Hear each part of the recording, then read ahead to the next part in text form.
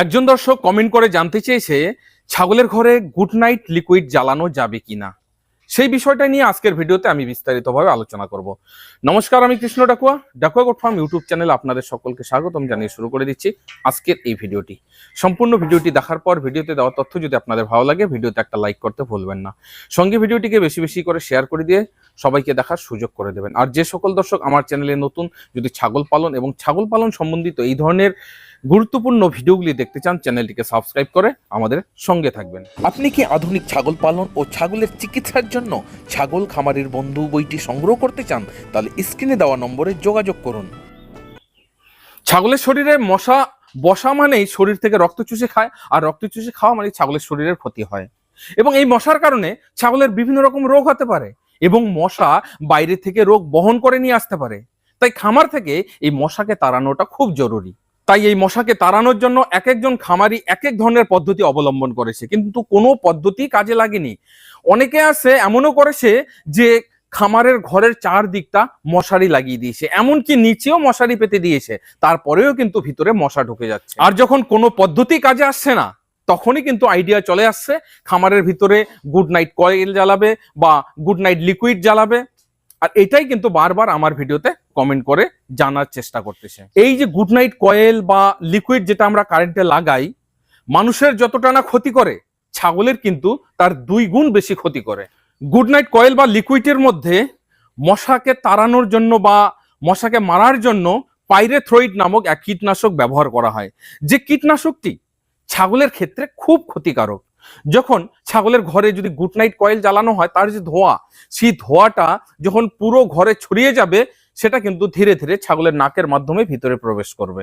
আর যদি good night লিকুইডটা ব্যবহার করেন, যেটা কারেন্টের মাধ্যমে ব্যবহার করা হয়, খেয়াল করে দেখবেন একটা সময় এর গন্ধ সম্পূর্ণ ঘরে ছড়িয়ে যাবে, আর সেই গন্ধটা ছাগলের নাক দিয়ে তার ফুসফুসে চলে যাবে, আর সেখান থেকেই শুরু হবে ছাগলের শ্বসনতন্ত্র জনিত রোগ রাইনাইটিস। রাইনাইটিস মানে ছাগলের নাক দিয়ে সর্দি পড়া। খেয়াল করে দেখবেন যদি ঘরে গুড নাইট কয়েল বা লিকুইডটা ব্যবহার করেন, ছাগলের যখন সর্দি লাগবে না, সহজে সারতেই চাইবে না, কারণ এর থেকে তার অ্যালার্জিও হয়, আর অ্যালার্জির কারণেও রাইনাইটিস হয়। তো ছাগলের যে সর্দির সমস্যাটা সহজে খামার থেকে যেতে চাইবে না। এবার তাহলে ভিডিওতে আবারও কমেন্ট করবে, তাহলে খামার থেকে মশাকে কিভাবে তাড়াবো? আপনার খামার থেকেই বা মশাকে কিভাবে তাড়ান? হ্যাঁ, এটারও উপায় আমি বলে দিচ্ছি। প্রথম কথা হচ্ছে, ফার্মের চারপাশটা পরিষ্কার পরিচ্ছন্ন রাখতে হবে, জঙ্গল রাখা যাবে না। নিচে কোনো জায়গায় ময়লা জমে থাকা বা পেশাব বা অন্য কোনো জল যেন জমে না থাকে, সেটাকে পরিষ্কার রাখতে হবে। প্রয়োজনে 15 দিনে একবার চুন এবং ব্লিচিং, 10 কেজি চুনে 1 কেজি ব্লিচিং মিশিয়ে ছড়াবেন। সেটা ঘরের উপরেও দিতে পারেন, নিচটাতেও দিতে পারেন। এর থেকেও অনেকটা মশা কমে যাবে। এবং ঘরের ভিতরে পারলে সপ্তাহে 1 দিন নিম তেল পাওয়া যায়, আপনারা নিম তেল নিজেও তৈরি করতে পারেন। নিম পাতা বেটে তার রস, সেই রসটাকে স্প্রে করতে পারেন, নয়তো বা নিম তেল এখন কিনতে পাওয়া যায়, সেই নিম তেল সপ্তাহে 1 দিন করে, প্রয়োজনে 2 বারও করতে পারেন, সপ্তাহে 2 বার আপনারা স্প্রে করতে পারবেন। এবং 15 দিনে একবার যদি অতিরিক্ত মশা থাকে, সেক্ষেত্রে ডেল্টামেথ্রিন, বুটাক্স নামে যেটা পাওয়া যায়, ডেল্টামেথ্রিন সাধারণত জমিতে কীটনাশক হিসেবেও ব্যবহার করা হয়। তো সেই জমিতে দেওয়া ডেল্টামেথ্রিন না, যেটা অ্যানিমেল বডিতে স্প্রে করার জন্য যে ডেল্টামেথ্রিন পাওয়া যায়, যেমন বুটাক্স নামে পাওয়া যাচ্ছে, সেই বুটাক্স 15 লিটার জলে 10 ml দিয়ে ভালো করে মিশিয়ে নিয়ে ঘরের বেড়া, পিছনে, সামনে এবং নিচটায়, মাচার মধ্যে স্প্রে করবেন। দেখবেন এইটা যদি আপনারা রেগুলার করেন না, 1 মাসের মধ্যে দেখবেন খামারে যে হারে মশা ছিল, তার থেকে প্রায় 90% মশা চলে গেছে।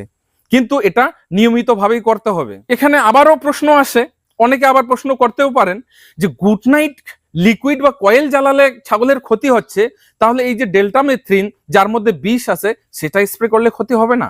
দেখুন, এটাতে খুব কম মাত্রায় ক্ষতি হয়।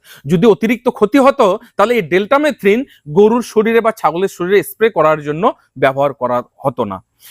খেয়াল করে দেখবেন, বুটাক যখন কিনবেন, ওর মধ্যে ডেল্টামেথ্রিন দেওয়া আছে 1% মাত্র। এই 1% সাধারণত পশুর সেরকম কিছু ক্ষতি করে না, যার জন্যই কিন্তু এটাকে স্প্রে হিসাবে ছাগল বা গরুর শরীরে, মহিষের শরীরে স্প্রে করা হয়। প্রিয় দর্শক বন্ধুরা, কেমন লাগলো আমার আজকের এই ভিডিওটি অবশ্যই কমেন্ট বক্সে কমেন্ট করে জানাবেন। যদি আরো কোনো বিষয়ের উপর ভিডিও দেখতে চান, এইভাবে কমেন্টে লিখবেন, আমি অবশ্যই চেষ্টা করব ভিডিও আকারে কমেন্টের উত্তর দেওয়ার জন্য। আজকের ভিডিওতে এখানেই বিদায় নিয়ে নিচ্ছি, পরবর্তীতে নতুন আরেকটি ভিডিও নিয়ে আপনাদের সামনে হাজির হব। ততক্ষণে আপনারা সকলে ভালো থাকুন, সুস্থ থাকুন। জয় হিন্দ, জয় ভারত।